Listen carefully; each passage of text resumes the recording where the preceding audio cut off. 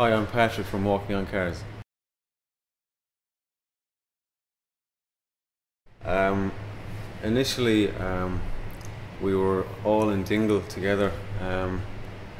We were finished college. Some of us were working and some of us were unemployed. I think a few of us were definitely on the verge of immigrating.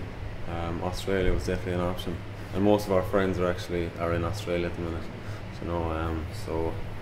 I had a songwriting session with Tock at the pianist, and it went fine. And then three of the lads came along the next time around, and I think from the get-go we just started writing.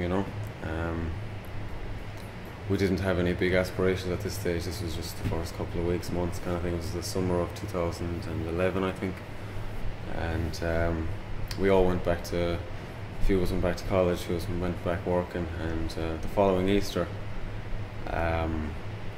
we came home from college and we had a few gigs together.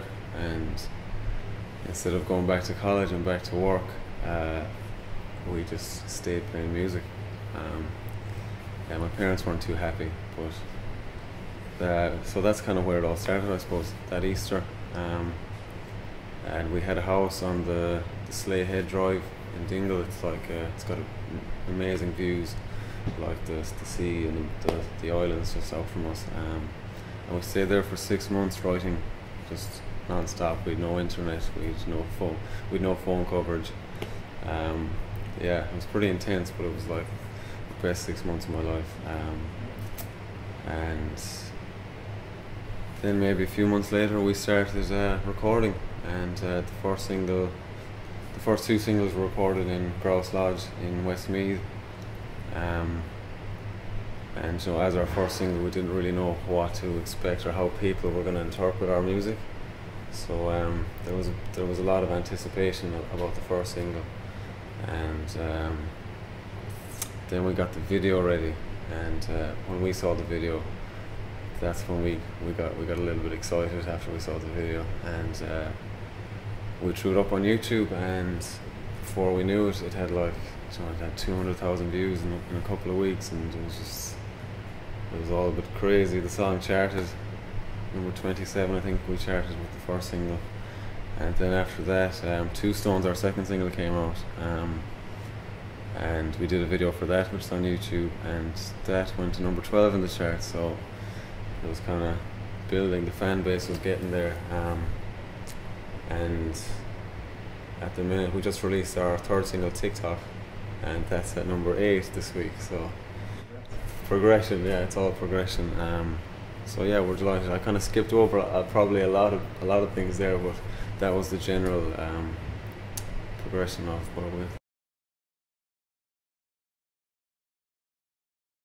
Yeah, Tock was written initially. Dan, the guitarist, had a riff, and I don't know, the second I heard it, I just told him to keep playing it, and I wrote some lyrics over it, and Sorka came in with the piano, and it just fitted nicely, and then the chorus came in, and I know it was a very easy song to write. There wasn't many barriers. It kind of just flowed into the next part quite nicely. The video, the concept of the video is probably a bit different from the other two. The main lyric in the song is "Forget everything and I'm starting with you," and I think our film production team at Bold Puppy kind of captured life in the city. That kind of, like, say, when you're young and you're kind of carefree and you're not too, you don't really care about like how you look or how people perceive you, and then as you get older, you do, and it kind of makes you smaller, I suppose. And I think the video kind of captures. It's just two kids who get older, and when they're living in the city, they kind of get this kind of epiphany that this isn't how life should be lived, and they go back to when they were 6 or 7, and they're back in the woods playing, throwing leaves at each other. So it's kind of, yeah, it's my favorite concept so far of the videos we've done.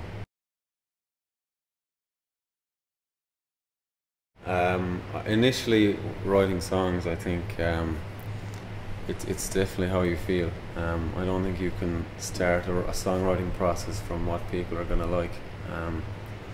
But say you can write a song in a day, and it can be you completely pouring yourself out there. But then you bring that to the studio, and then that's where you'd have to take into account how people would like it to sound, I suppose.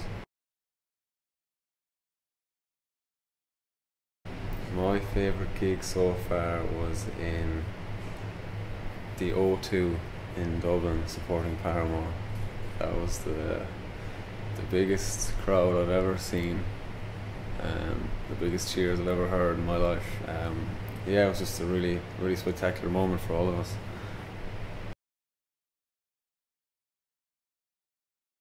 Yeah, we've got a lot going on now this December.